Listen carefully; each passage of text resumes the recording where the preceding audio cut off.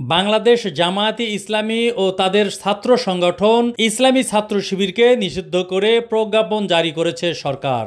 বুধবার 31শে জুলাই স্বরাষ্ট্র মন্ত্রণালয়ের জননিরাপত্তা বিভাগ থেকে সচিব জাহাঙ্গীর আলম স্বাক্ষরিত প্রজ্ঞাপনে এ তথ্য জানানো হয়েছে। সন্ত্রাস বিরোধী আইনের 18(1) ধারা অনুযায়ী জামায়াতে ইসলামী ছাত্র শিবির ও তাদের অন্যান্য অঙ্গ সংগঠনকে নিষিদ্ধ করা হয়েছে।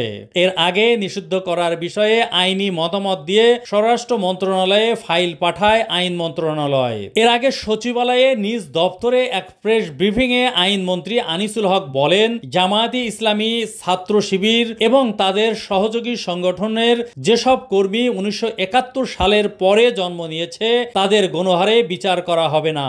এ সময় মন্ত্রীর কাছে জানতে চাওয়া হয়, সরকার সন্ত্রাস বিরোধী আইনে নিষিদ্ধের পর একজনকে আদালত ছাড়া অপরাধী হিসাবে শাস্তি দিতে পারে কিনা।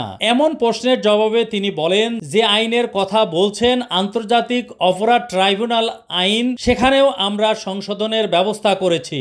এই নিষিদ্ধ করার পরেও তাকে সাজা দেওয়া যাবে না এমনটি না, তবে নিষিদ্ধ যেহেতু হয়ে গেছে সেহেতু নিষিদ্ধ করার বিষয়টি সাজার মধ্যে আসবে না।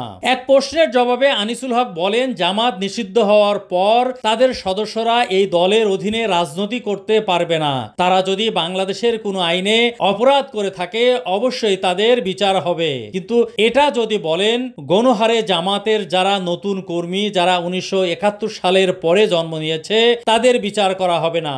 জামাত আন্ডারগ্রাউন্ডে চলে যেতে পারে কিনা এমন প্রশ্নের জবাবে আইনমন্ত্রী বলেন, তারা আন্ডারগ্রাউন্ডেও চলে যেতে পারে।